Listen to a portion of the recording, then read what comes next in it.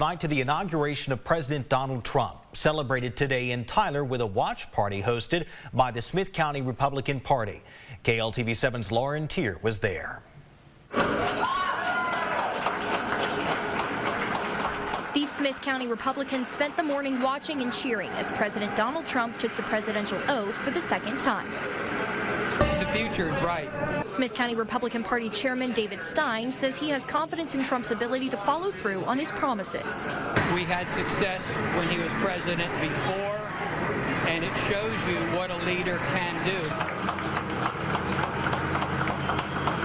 We're hopeful for the economy. We've got to get inflation under control. The border has got to be made secure. Of those bundled up at the watch party at restaurant 1836 in Tyler, lifelong Republican and Tyler resident Randy Reeves.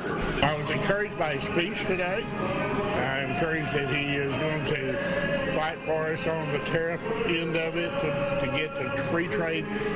Not to make it unfair, but just to make it equal. I'm so excited for these next 4 years. Catherine Roots, president of Smith County Republican Women, was joined by fellow female Trump supporters at the watch party. I'm looking forward to prosperity and America being great and sovereign and God being propped up again. You know, that's the most important thing. Lauren Tier, KLTV 7 News.